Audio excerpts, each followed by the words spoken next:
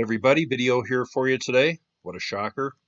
This is going to be by request. We are going down to Larkspur, California, right down here, just north of San Francisco. Here's the area I'm going to be talking about right down here.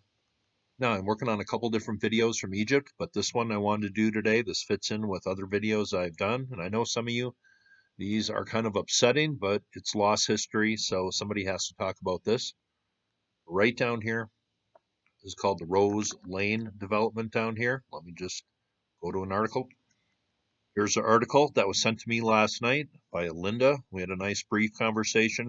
It says Indian artifact treasure trove paved over for Marin County homes. Here's a pic of the site here, and I just wanted to make sure that I was getting this location exact here. But you notice these apartment homes, it looks like, in the background here. Here are those buildings right here on Google Earth, so I know I got this area right. Let me just show you here this development. There's still part of it here that hasn't been built upon, but this whole area in here was once a native burial ground going back about 4,500 years. Here's a look from overhead at the whole area, and right down here is that little vacant area I showed you. And here is the area where the Indian burial ground was located, 4,500 years old. Here is a map showing the site here. And that little area that is undeveloped right here is just a small part of the burial ground that once existed right down here. Just reading here, it says a treasure trove of coast Miwok life dating back 4,500 years, older than King Tut's tomb, was discovered in Marin County and then destroyed to make way for multi-million-dollar homes, archaeologists told the Chronicle this week. And this article comes from 2014. It says the American Indian burial ground and village site, so rich in history that it was dubbed the Grandfather Midden, was examined and categorized under a shroud of secrecy before construction began this month on the $55 million Rose Lane development in Larkspur. It says the site contained 600 human burials, tools, musical instruments, harpoon tips, spears, and throwing sticks from a time long before the introduction of the bow and arrow. The bones of grizzly and black bears were also found, along with the ceremonial California Condor burial, and I guess that's very old. What did a condor signify to these ancient people living here 4,500 years ago?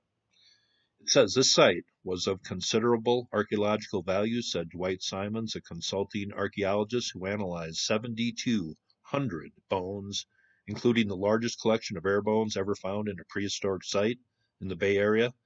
My estimate of bones and fragments in the entire site was easily over 1 million, and probably more than that.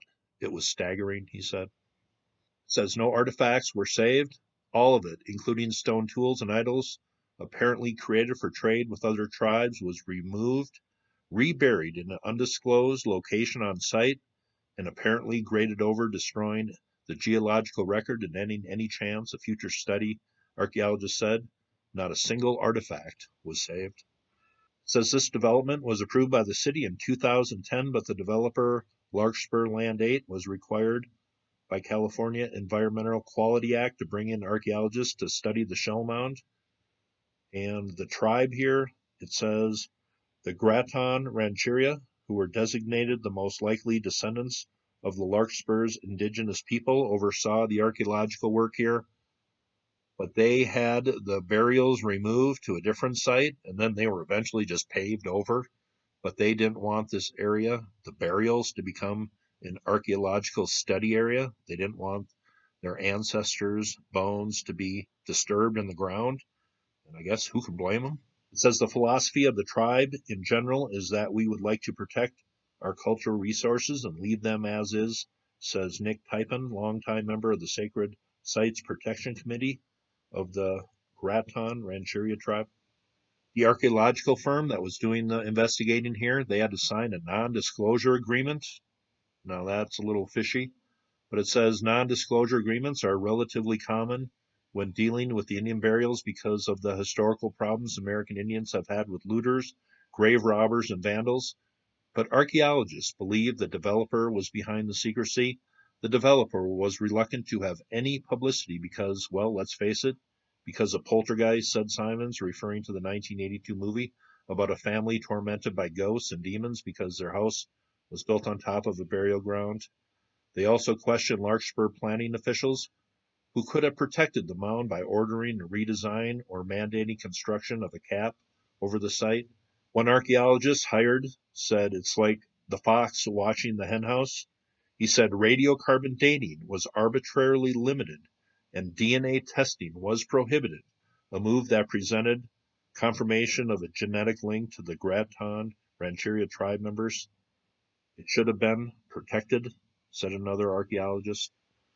Now, just concluding, this article from 2014 says a draft report is being prepared documenting what was found inside the Larkspur Mound, but the actual items are lost to science and future study. That includes throwing sticks, which were used for hunting before the bow and arrow. There were also thousands of shells and the bones of bat rays, waterfowl, deer, sea otters, and some 100 grizzly and black bears. Archaeologists say remains of the condor, a species revered by the Miwok, could be an indication that the birds were kept as pets, possibly for their feathers, and I think they might have had a relation to the afterlife, and that's why they were put in the burial mound. Back in April of 2014, there was quite a few articles written on this, and then the story kind of gets forgotten.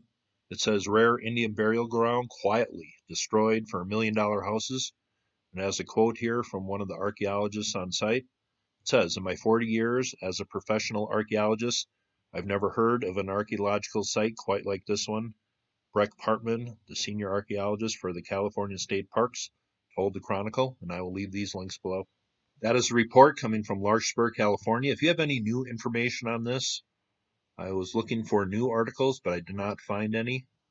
Did they reserve this area? Did they say no houses could be built in this one little tiny area there? I'm not sure, but thousands of artifacts, millions of bone fragments were reported there. No easy answers coming from the people who might be descendants of these people, or archaeologists or historians that want to do research on these, get some answers.